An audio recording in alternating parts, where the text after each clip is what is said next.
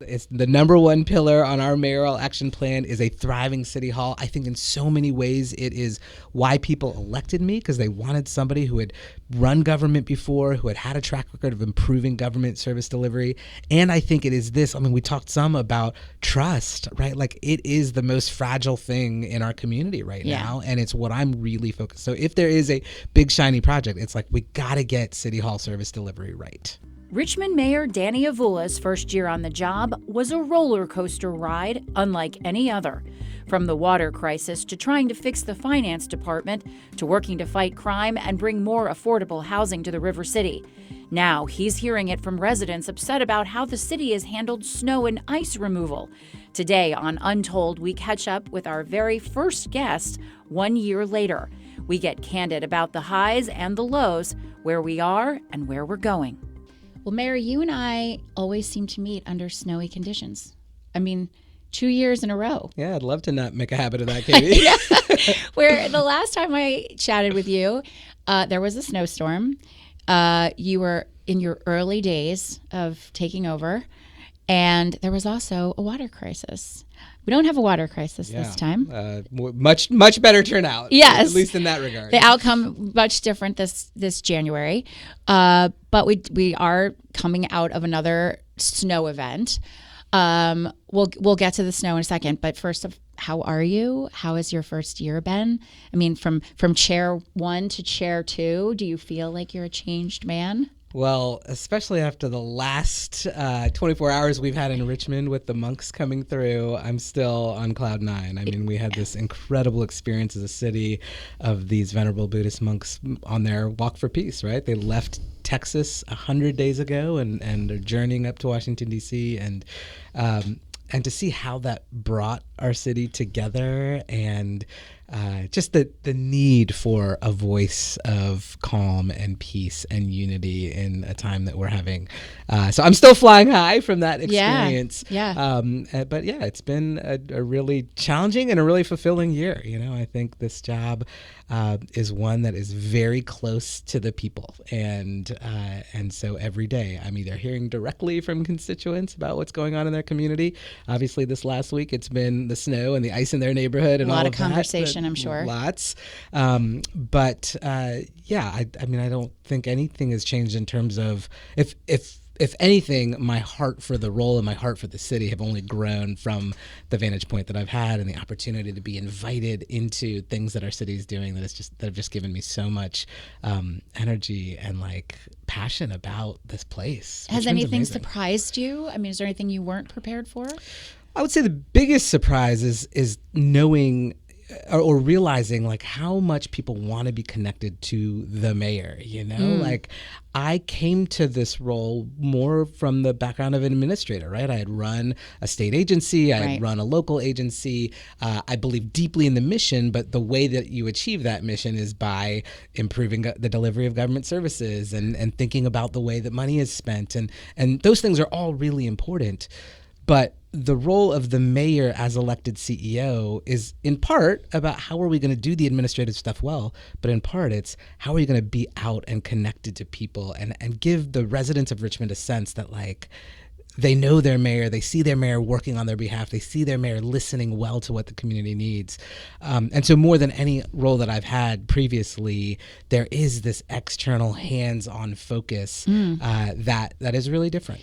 It's interesting you say that. I've lived in a lot of cities, and I will say I think it varies from city to city. I don't think all cities are that way. Some have a reasonable distance between, you know, the public and the mayor.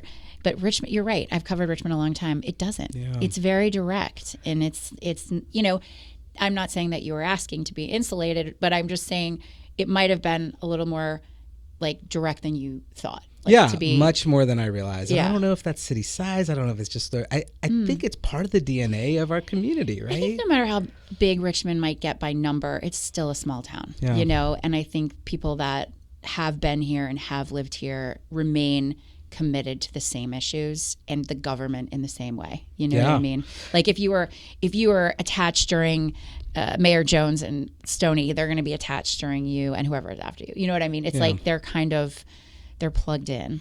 And I think that sense of like connectedness and community is what keep so many people here, right? Like I came here 25 years ago to go to med school, but it was experiencing that community and feeling connected to the city and its story and its history and its struggle. Like all of those things are things that I carry deeply and said, you know what? I want to be here. I want to plant roots and commit to being in Richmond for the long haul. Responsibility though, because there is no buffer. You know what I mean? It's like you're the guy. Yeah. You're the guy. There's snow on the ground. You're the guy that's going to get rid of it. I felt that very intimately as my phone has been blowing up this last few days. Yes, I'm sure. So, first off, let's talk about the snow since we're in the midst of it.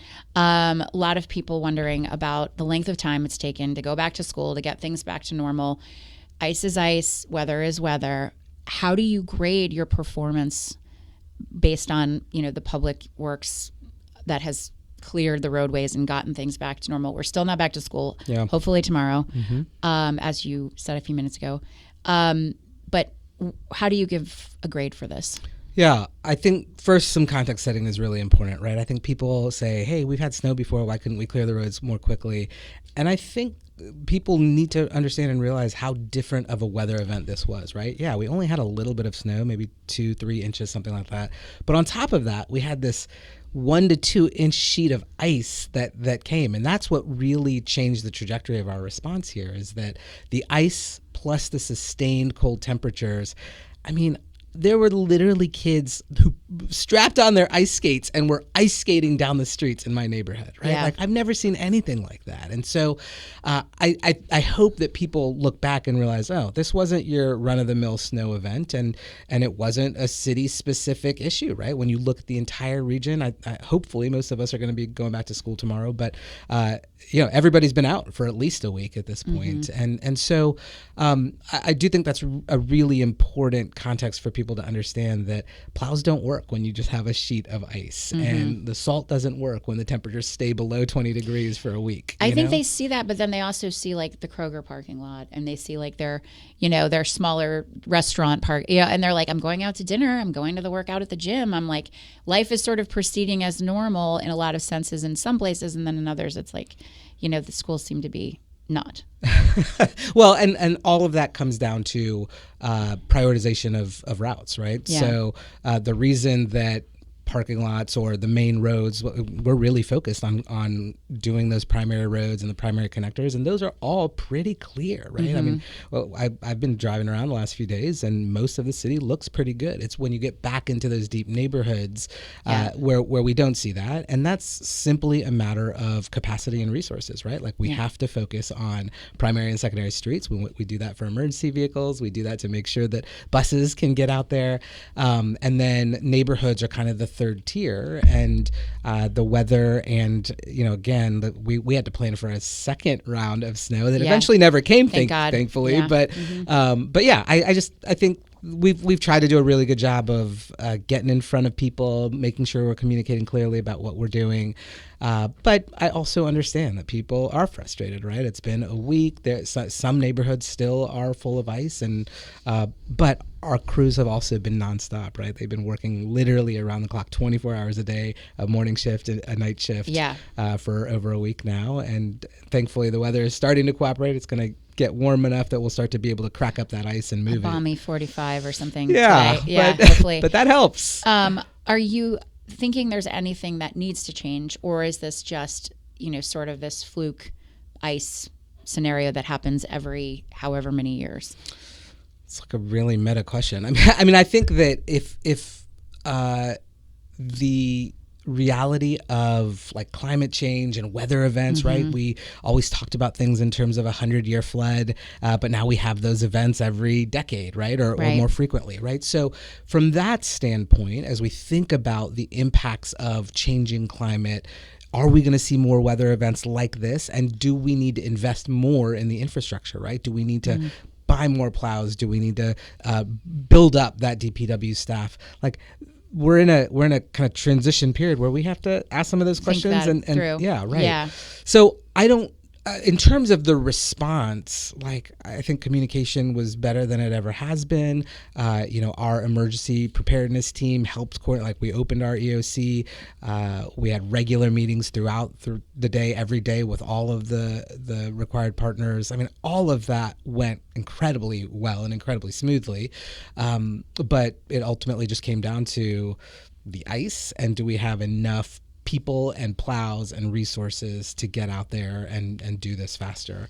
And another big upshot, we had water this time. Yeah, that's right. Which was really nice, I might add. Yeah, absolutely. I mean, a snowstorm is way more bearable with kids at home when you can turn on your water. So what is the situation at the water plant? How are you feeling about the progress there? Is it stable? Is it ideal? Are there still things that need to happen there? Yeah, well, obviously it held up in a really significant snowstorm, and it was the number one concern that people were raising going into this. Sure. I mean, it was in my head. I was like, sure. Oh, dear. But, I think things went incredibly smoothly at the water treatment plant, and I think that's a testament to the work that team has done over the last 12 months, right? Like, not only have they made significant financial investments in pumps and filters and battery backups and, automated the transition of power from your primary to secondary to tertiary power sources, all of those big investments over the course of the year. But there's also been a real focus on the team and the culture of responsiveness in that team. And so, we really brought a lot of expertise to the team. We hired 5 professional engineers who now oversee that public utilities division, 140 years of engineering experience that exists there that was not there previously.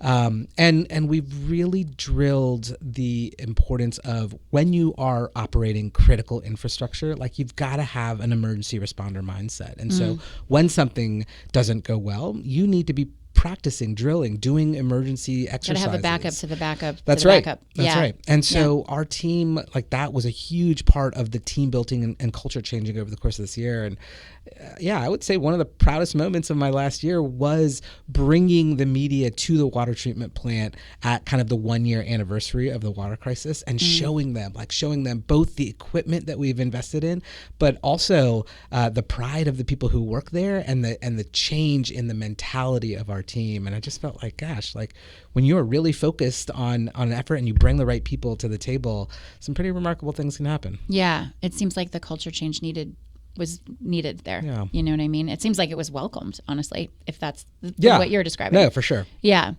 Well, that's great. So how has it been working with City Council this year? What has that been like? Was that what you expected? There's a lot of personalities on that council, and big personalities, and it's not uncommon to have friction between the mayor's office and the council on things. How do you sort of feel about how that's been going? It's part of the design of our system where the mayor is the elected CEO of the administration and the council are the policymaking body, but we clearly need to work in partnership. And so I've really focused on that. I meet with each council member at least once a month. I try to have more frequent connections, touch points, texts, emails, phone calls during the week. And I think all of us recognize that we can't move the city forward together without a unified vision and without a relationship from which to work. And so we've done a lot of things differently with council. For example, we do a regular council newsletter from the administration. And so our chief of staff puts together kind of the highlights. We try to do it weekly. Sometimes it ends up being every other week. But just a way to keep council in the loop of like, where am I? What are the things we're working on? What are the priorities we're hearing about? We also, we've when you think about big things like our budget process, we've really tried to change the way we do that, right? So we set up meetings on the front end, tried to do a retreat with council last February, and then we did another kind of front end budget meeting, and then try to learn from what goes well and what doesn't go well. So last year we went through a budget process. There was a lot of frustration on the part of both the administration and council. And so what we did was we formed a task force that consisted of both council members and staff and administration staff and said, okay, like let's look back at it. Let's look at what didn't work and what did work and what do we want to do differently. That task force came up with a bunch of recommendations, like we need more runtime on this, or let's do a front end priority setting meeting. meeting, or, all of these different kind of schedule changes. And so we actually implemented that, or in the process of implementing that this year. And so, yeah, I mean, my hope is that council feels a sense of openness, of collaboration. Like, absolutely, we want the majority of council to be aligned around the direction that we're going, and a responsiveness that we're going to learn from what we do, and we're going to make it better every year. Mm-hmm. So you feel like those lines of communication are open. You feel like you hear them, they hear you.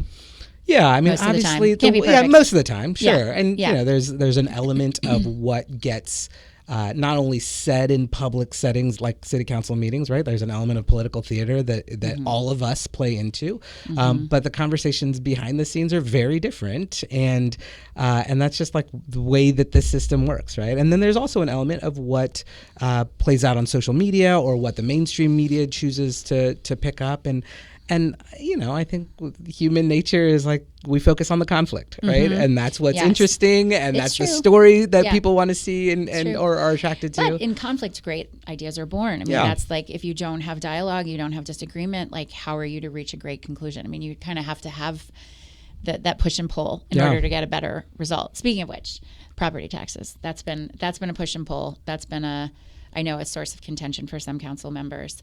Talk to me about where you are on that. What is your thinking? I mean, if you're explaining to the average Richmonder, why not get tax relief when we've had a meaningful surplus? What is the answer? Yeah, well, I think meaningful surplus is probably the first thing we should talk about, right? So this year we're still finalizing numbers, but the projection was about $22 million, which sounds like a huge amount of money to the regular person. But when you think about the fact that we are managing a $1 billion budget, getting to the end of that year with about 1% to 2%, that is, and not overspending your budget, which we absolutely can't do, and actually stewarding the dollars well so that you have about a 1% to 2% cushion, like, that is good fiscal stewardship. And so from my standpoint, we need to change the conversation around what is a meaningful surplus, what should the surplus be, and how should we be thinking about that. And council has done that historically, right? Council actually passed an ordinance a few years ago that said, of our surplus, we want to make sure that we have enough away in our reserves so that we could operate the government in the event of an emergency.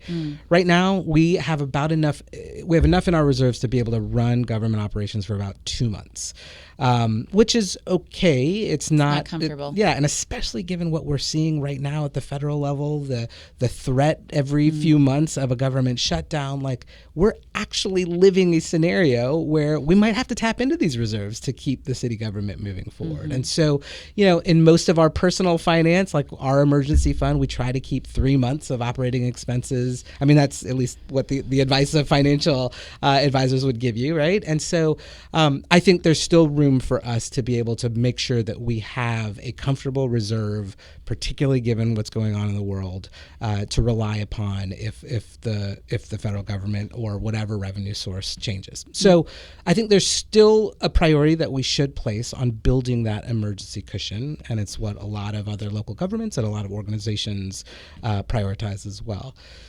Second, I do think there's this disconnect between what gets budgeted every year and then what's left over, right? So we budget around identified needs, a certain staffing model, and unless we're going to make significant changes there, we can't always bank on how that money is going to get spent over the course of the year. And the work of spending that money well, because at the end of the year you have a surplus because either you didn't spend enough, there was a lot of turnover, you had a lot of vacancy, you didn't execute on some projects enough, and that's where that surplus comes from. Which might be the case for Richmond, right? Absolutely, I mean, there was a lot of people who were either replaced or left, or 100%. Right. And so, but that is work that either we say, okay, we don't need this many people working in finance, which is, as an example, which is clearly not the case, right? We have 50 vacancies in the finance department right now. We know that we need that capacity. We've got to build a finance department to be able to do the basic things that people expect of their local government. So that work of filling vacancies, changing culture, actually like making sure that your local government is a place that people want to work and that you can compete with either other localities or the state or the private sector. That's work that we've got to invest in and doesn't change overnight, right? I mean, I think having spent 15 years of my career leading large organizations, right, this is like culture change that takes several years. And so in the meantime, we're going to have surpluses, and we should then just figure out, what do we want to do with that surplus? Do we want to put it in the reserve? Do we want to, like they did last 2 years ago, put it in a tax rebate back to the taxpayers? Should it go to other needs? And Lord knows we have 1,000 other needs, right? You think about the state of our schools, you think about all of the critical infrastructure. I mean, we're talking about the water treatment plant.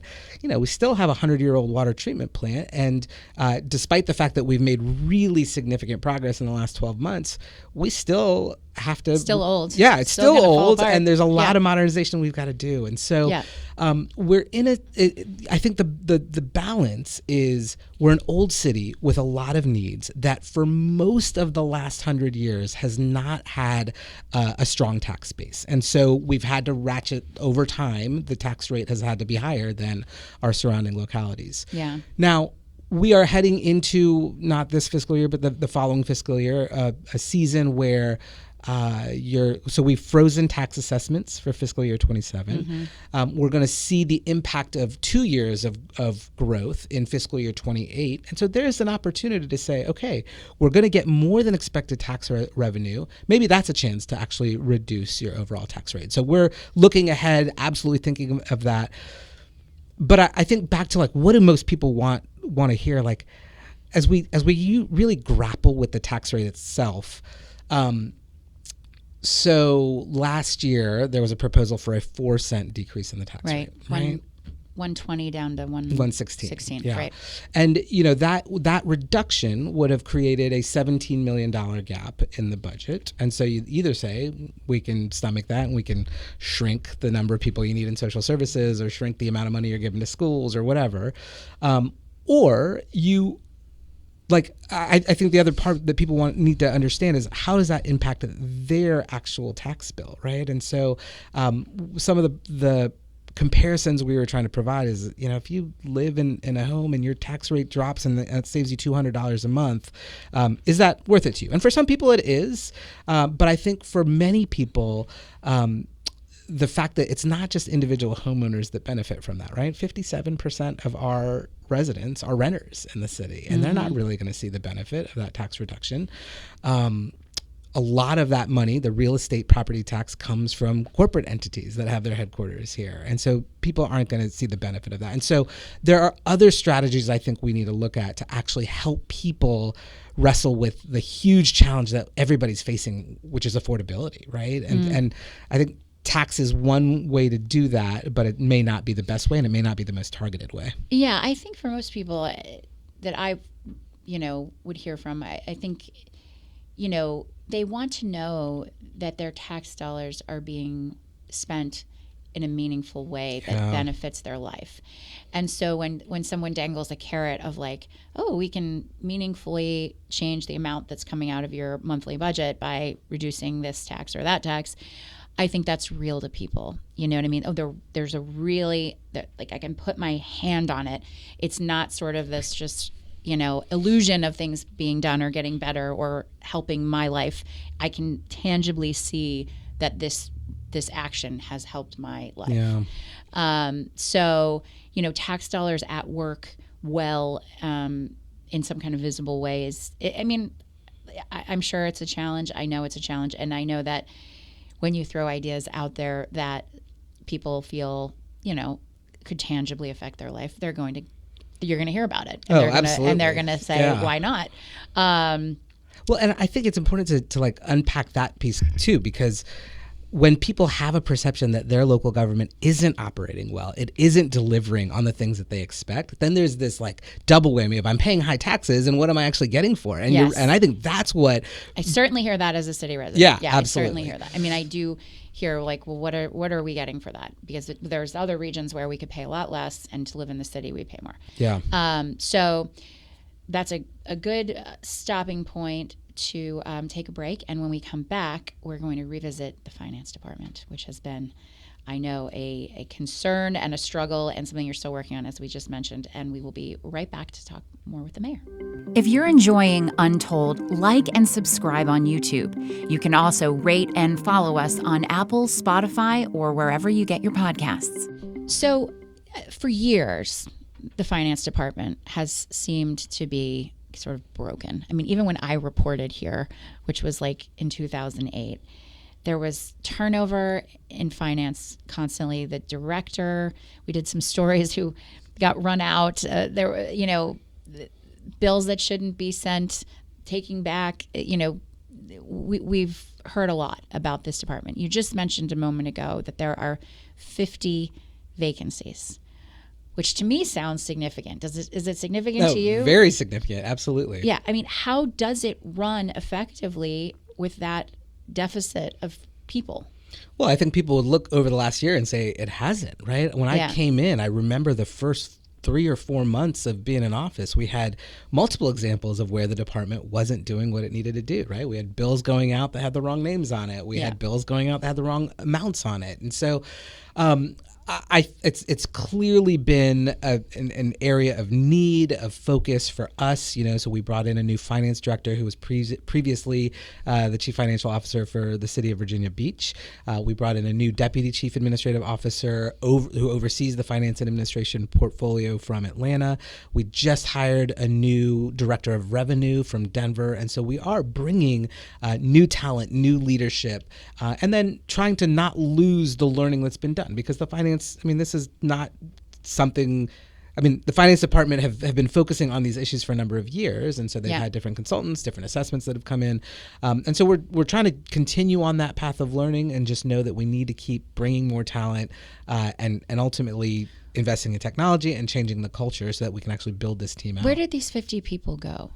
Was it gradual? No. Or was it all of a sudden? Sorry. And when we say 50 people, 50 vacancies, those aren't 50 people who have left. This is over the last few years, the administration recognizing that and city council recognizing we actually need a lot more capacity to do the work that we have put on. But no one's wanting these jobs that's qualified? Yeah, well, I think it's a hard thing when the finance department, you see the headlines and you see what's come out, and so it's hard to recruit for that until we can show some sustained positive direction. And I think that's what we've been in the process of doing over these last 6 months is, once we hired our chief administrative officer, brought in a new DCAO, hired a new finance director, hired a new revenue director, like it starts with leadership and that they are the tone setters, the culture setters.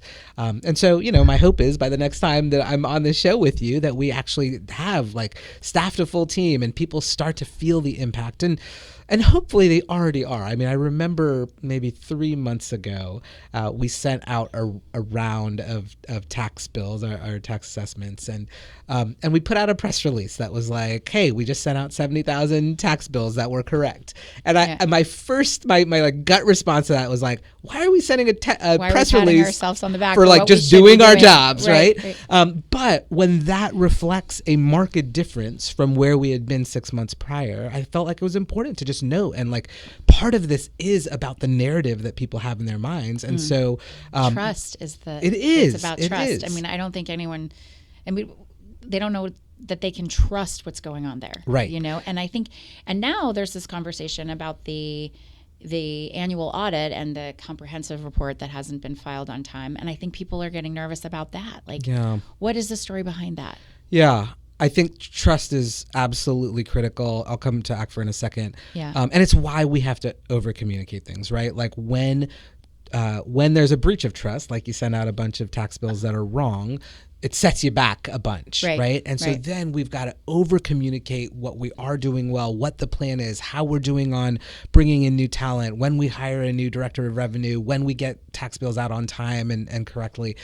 Again, it seems silly, but there is an element of I've got to clearly communicate the steps that we're taking to incrementally build that trust back over time. Because people aren't paying attention. Yeah, so if you don't draw their attention to it, you know what I mean? They wouldn't necessarily know it. I understand what you're saying there completely. So this annual financial report, it's something that Richmond has really struggled to do on time for probably over a decade at least. I've been in and around the city kind of paying attention to government stuff for 15 years, and I can only remember 1 year where it was actually submitted on time.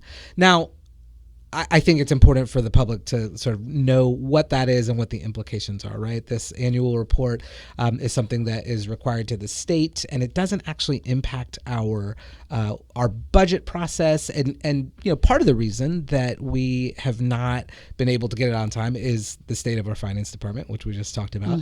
But part of the reason is that we're also dependent on other component units, right? So our budget has multiple other agencies that roll up to us, for example, schools or the housing authority or Richmond Behavioral Health, right? And each of those on their own schedules have to finish their audits and send them up to us. And so, I don't know if we've just taken done the work to look at all of those schedules and figure out, okay, how do we back these up and change board meeting times so that things can be approved and get to us in a reasonable, in a timely way. Yeah. The impact of actually submitting it late is not as significant as people might think, but there's a reputational harm there, right? Because when people see when that, your finance department's a mess and then that's late and it's not really explained, yeah. I think people can start to, like you said, the trust is fragile, right? And there hasn't been a full rebuild on that yet, clearly. Yep.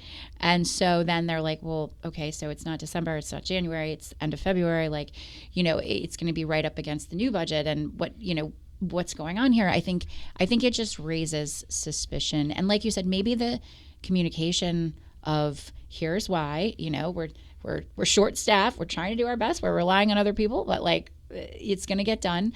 Maybe that helps. But I do think there is a lot of repair with the trust that's still kind of pending. You know what I mean? Yeah. And to that point, I would say as a matter of what actually makes a difference, what's impacting our budget development process, what's impacting our operation, it's not my number one priority. Although we have stated, get timely reporting as one of our priorities in the mayoral action plan, which is kind of our strategic plan that we rolled out this past November. But it is much more important to me that we get the right leaders in place and that we build up the capacity of finance to do the core work of government. And then we will get to a point where in a couple of years down the road, the act for that we can shift our focus to say, okay, how do we move all of the different meetings around and the different checkpoints around? But it's not where I focus my energy, but give me a few years. We'll get there. Yeah. I think, for me, it's always transparency that speaks the loudest to people in terms of trust. And I feel like, and on that note, we'll talk about FOIA, because I do think there is, as a journalist, some curiosity I have around that. FOIA, is our best friend, as you know, as journalists. It's so vitally important to so many things. And, there's this ongoing lawsuit with a woman that was not, is not your administration, did not happen under you per se. She was the Freedom of Information officer, lawyer, whatever you'd like to call her. And she described a culture that was basically delaying and sort of prohibiting information from getting out in a timely manner. I wonder, legally speaking, I know it's a case that hasn't been tried, and it's really, like I said, it's not your case to try. But I wonder, in terms of transparency and the release of that information, do you think there needs to be a culture shift about how the city releases information to the public under FOIA laws? Yeah, well, I think we've done that, right? I think we have a new comms director. We have a new FOIA manager. They've been working over the last year. And I think anybody in town would say things are vastly better than they were. And we've actually, from the folks that have been kind of our biggest critics historically, have all said, it is way better to work on FOIA with the city now. So I feel like we've really addressed it. We've brought in different talent. And it's something that I talk about with our leadership on a regular basis, right? The importance of our directors understanding what FOIA means, the importance of bringing their FOIA officers in and us having timely responses. And, I've spent 15 years working in both local and state government. And so you've been the subject of a FOIA or two. Yeah. And so, but also like the mentality of, hey, every request from the public there's law that dictates our response. And it's been a part of how I've come to the job. And thankfully we have a communications director and a FOIA manager who are absolutely crushing the execution of that. And you think their mentality is totally different than this previous? 100%. Yeah. That's good to hear. Yeah. I mean, I think, that is as a core function of government. It might seem to them that it's like a nuisance or, something like more work on their part, but it is vital for transparency. And I do think people pay attention to it. I think, unfortunately, this lawsuit is getting a lot of attention. And as I said, I know this is not really your battle to fight per se, but it did, as a journalist, was like, I want to ask him about how he feels on that. Crime. How do you feel about crime? Yeah, I feel like we've made some really remarkable strides this last year. We have seen a 12% decrease in major crimes. Our murder rate is the lowest it's been in 8 years. We've seen almost 40% decrease in like home robberies. So, and this is all with a police force where we have still a lot of vacancy. Yeah, still a lot of vacancy, right? Yeah. And so I think it is really remarkable. Not only, because the police force is a part of that, right? There's an enforcement piece of that, but there's also an engineering piece of it, a culture piece of it, and so I do think that we're on a really good trajectory, and it's just going to get better. I think what do you credit for that the most? What do you think? Those numbers are pretty positive. Yeah. And it seems rather quickly. Yeah. So what is the main thing driving that change? I think communications and culture is part of that, but I also think the work of law enforcement and the incorporation of technology is part of that, right? Like our ability to respond very quickly to gunshots when we hear them, because we have gunshot detectors kind of in key places around the city, right? It rapidly increases your response time.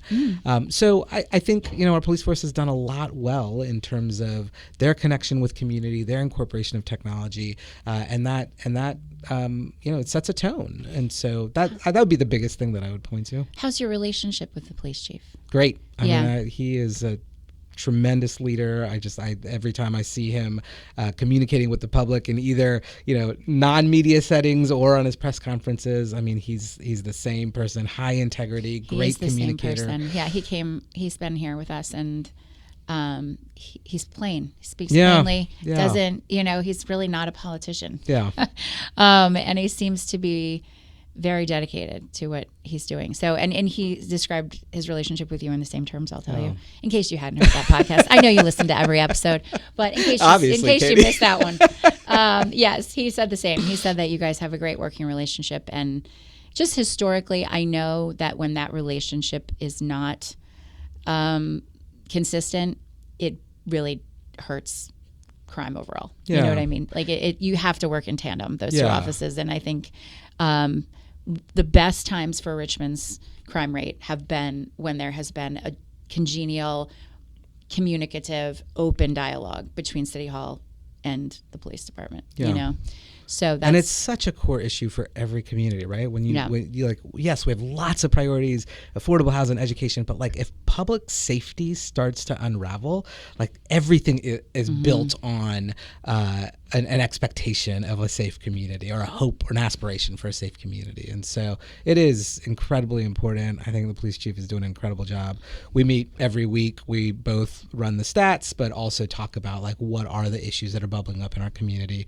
And it's we're absolutely in lockstep about how we're prioritizing safety in our community. Well, you mentioned affordable housing, which is going to be our next topic, but we're going to take a quick break and then we'll get to that in a second. If you're enjoying Untold, like and subscribe on YouTube. You can also rate and follow us on Apple, Spotify, or wherever you get your podcasts. When you came on the first time, I think we spent a good chunk of time talking about affordable housing in the city and how that was going to be sort of a really pressing concern of yours. How had you moved the needle on that, or what are you thinking now as opposed to then? now that you're dug in on it? Yeah, no, still absolutely a top priority for us as a city. I think we are making remarkable progress. So about 5 years ago, the city set a goal of getting to 10,000 new affordable units across the city. I can't say enough good things about Merrick Malone, our Department of Housing and Community Development director, and his team that have really deployed money effectively, whether it's money that we've put into the Affordable Housing Trust Fund or other tools we've used like performance grants or preservation dollars to help low-income families who own their homes have money for home repairs. At our last count, we have about 5,300 units of affordable housing that have either been completed, are in construction, or are in the development phase. So very much on track to meet that 10,000 unit goal. And so we're right now talking with City Council about how do we want to make sure that the Affordable Housing Trust Fund is one tool will be funded moving forward. So that's something that'll come play out in the coming weeks. But Affordable Housing Trust Fund is still a huge part of that. I think probably performance grants, which is when a developer enters a conversation with the city and says, hey, we will give you an abatement of future property taxes for an agreement and a commitment to maintaining X percent of your units at 60% of the area median income, right? So that kind of arrangement has worked incredibly well. And so we've seen that fuel a lot of new affordable housing development. Another piece of affordability, though, is supply. We have seen in Richmond, we have seen these massive increases in rental rate and median home prices over the last decade because people want to live here, right? Richmond is such a great place, and whether it's the development we've done on the riverfront or the placemaking in neighborhoods, Scott's Addition, the food scene, like all of it is attracting people from all over the country. Is that still the case, do you think? I know it was true in COVID. I just don't know. It's hard to tell I live in my little north side nook. I don't know. Yeah, no, we're continuing to see consistent population growth in the city and in the region as a whole. If you look on Zillow.com, for most of the last 2 years, we have been a top 5 real estate market in the country. Yeah. So yes, there's still lots of demand, and it's continuing to keep our home prices high. And what we did not do, like a decade ago when this trend started, we didn't ramp up the production of housing to be able to meet that demand. And so one of the things that we in Richmond, communities all over the country. I was just spent a couple days with the U.S. Conference of Mayors, where the last 2 years we've talked about housing as the issue that every local community is facing. And both the federal government and now our new governor have both said one of the key strategies to addressing housing affordability is you got to increase supply. And so there are different ways to do that, right? We've worked really hard to lower the barriers of getting through our permitting process, right? Our planning department has done really remarkable work to make it easier to and more streamlined to get through build. Planning. Yeah. We're right now going through something called a code refresh, and this is like people in the community are really struggling with this, right? Because they see a change in zoning as like, oh, this is all of a sudden going to change the complete character of my neighborhood. But we got to remember that the zoning of our neighborhoods is actually what is keeping more houses from being built and more different types of housing from being built. And I think the roots of zoning code are important to talk about. Richmond back in 1911 was the second city in the country to explicitly use race in their zoning code, and to basically say black families cannot live in certain neighborhoods by our law. By our own codes, right. That's changed over time, right? Obviously, we've taken the bad stuff about race out of it, but it has still been used to say, hey, you know what? This is a single-family neighborhood. We're going to zone it single-family only so that people of lower incomes or people who can afford can't live here. Right. So those are things that have set a certain demographic mix, a certain income mix. As we think about who we are as a city, who we want to be as a city, do we want to be the kind of place where people of different backgrounds, of different income levels could live in community? And that might be, new neighbors, newcomers coming to the city, but it might be your own children and grandchildren, right? Like it is increasingly difficult for the next generation to afford a home in our neighborhood. Right. And so by having different housing types in a community, you actually create some of that cohesiveness that I think we want as a city. And so the code refresh is another strategy that we want to use to be able to create inclusive communities. Do you think you're going to get that done? I mean, do you think it's there's a lot of pushback? I'm just asking. Sure. Yeah. And we again, credit to our planning department. Like they have been at this for a year and a half. So many meetings, Katie. Yes, I know. I've heard lots of input, lots of different ways to provide that input. And the second draft that they came out with actually reflected a lot of changes based on that community input. Right. And so I just think the way that we're going about this is the right way. Like, let's listen to community residents. And also recognize that the people who show up at a community meeting may not be reflective of your entire city. You know, go back to the fact that 57% of Richmond residents are renters, right? We got to do a better job of hearing those voices. And I think the concern is largely like, well, the people that complain the most, are they going to be sort of exempt from this? And then the people that don't are going to end up, as long, I think, as there's equal application, and not, and obviously you have to listen to people and their concerns, but also, like, if it's not in my backyard, you can't throw it in their backyard. Put it in their backyard because I don't want it. You know what I mean? So it's like, I think it does have to sort of be equally applied. Yeah. You know what I mean? And at the end of the day, like, this is the job that me and the city council were elected to do, right? To like take that feedback, to try to bake it into policy that actually works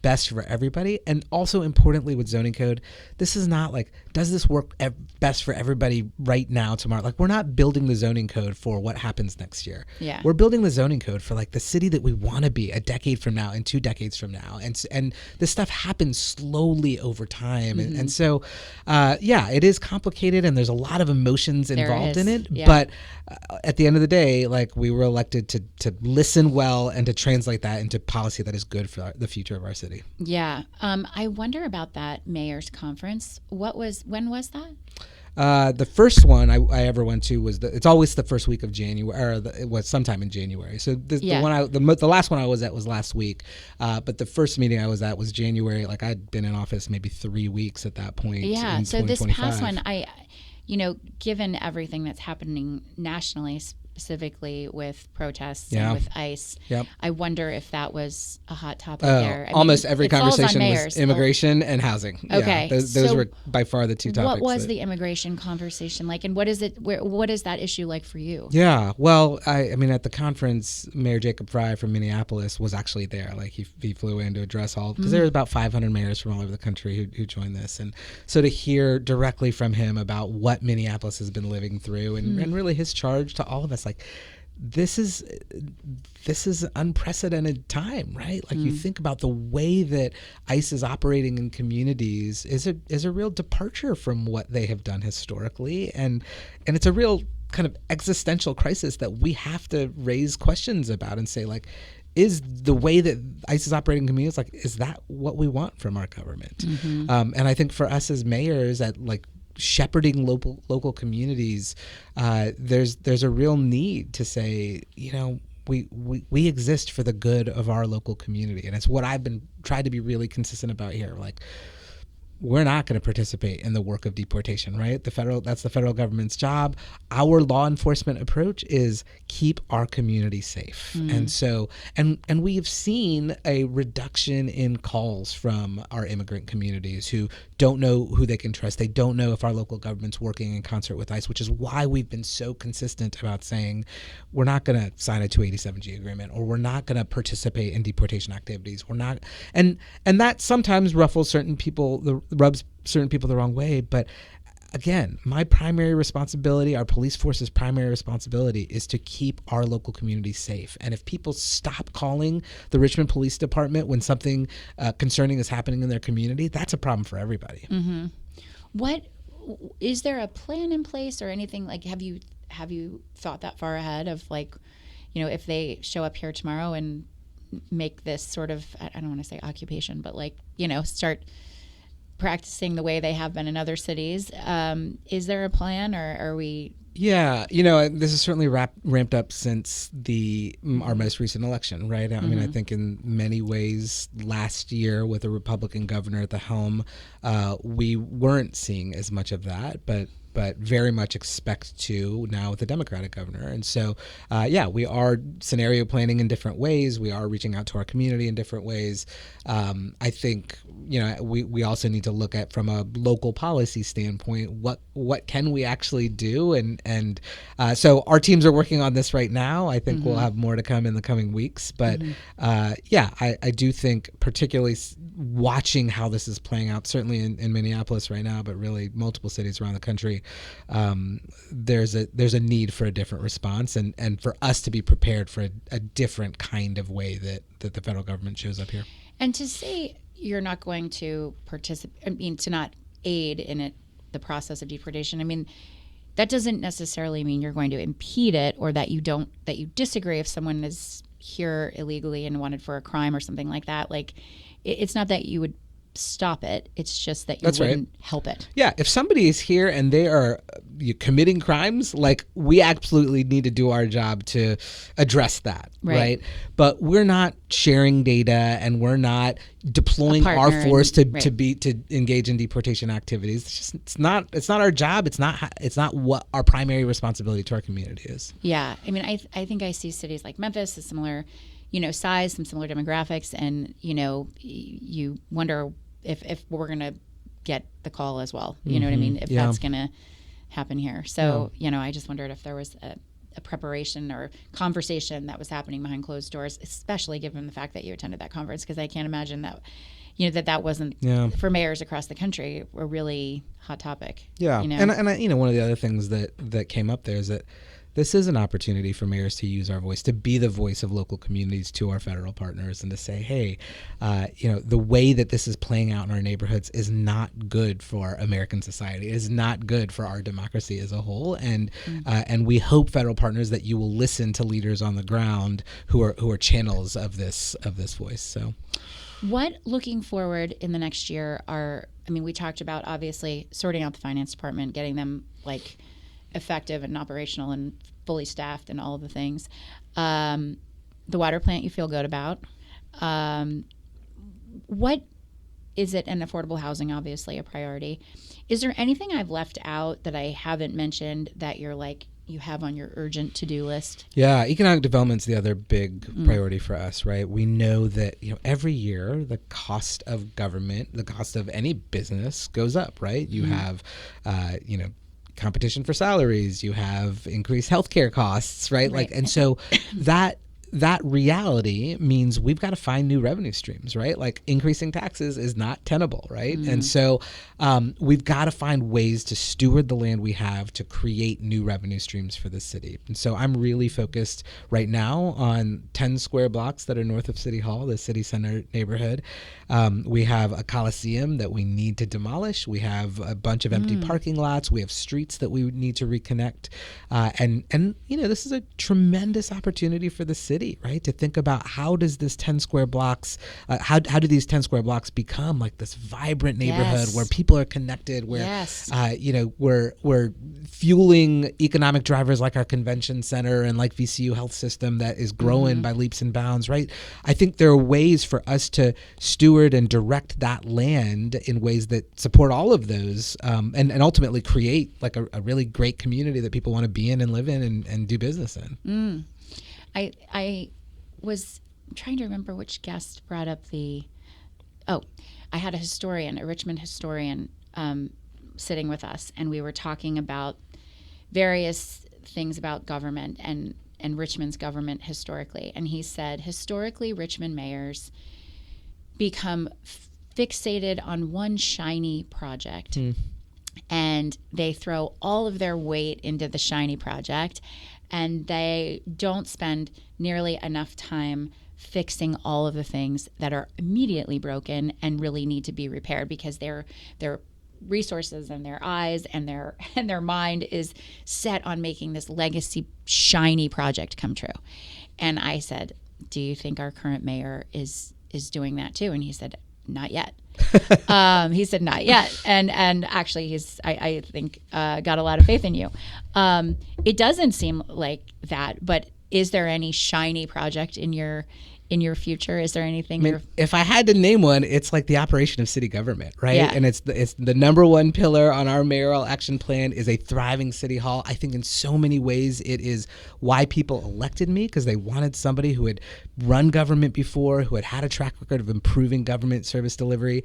And I think it is this. I mean, we talked some about trust, right? Like it is the most fragile thing in our community right now, and it's what I'm really focused. So if there is a big shiny project, it's like we got to get City Hall service delivery right. People to trust it. Yeah. Well, I'll end on a high note. I too enjoyed the monks. I took my kids this morning, and I don't know, there was something wonderful about just seeing people lining the streets in really cold weather, and for just a minute, for just a minute of like, unity and community, and it was such a cool thing to be able to have Richmond be a stop for them. So glad the plows had gotten enough snow to the side, and glad they had somewhere to walk, and glad the whole thing worked out. It was a high point. It was fun to see that. It really was an amazing moment. I mean, we did the peace event at City Hall, and to have the governor and lieutenant governor and so many of our state and local elected officials, but thousands of people come. Oh, I mean, crossing party lines, crossing religious lines, crossing. They're really they're it's just humanity. It was a really nice thing to see. So yeah, we'll end there. But Mayor, I hope it's not a year. I hope you'll come back and see us again. But it is always fun to check in with you. And thanks so much for visiting us on Untold today. All right. Look forward to doing it again. Good to see you. Good to see you. Untold is a production of WTVR CBS 6. Executive produced by Mike Bergazzi and Katie Beck, directed by Nick Maharaj and Brock Taylor, and edited by April Harshman. Follow the show on Instagram at Untold_WTVR.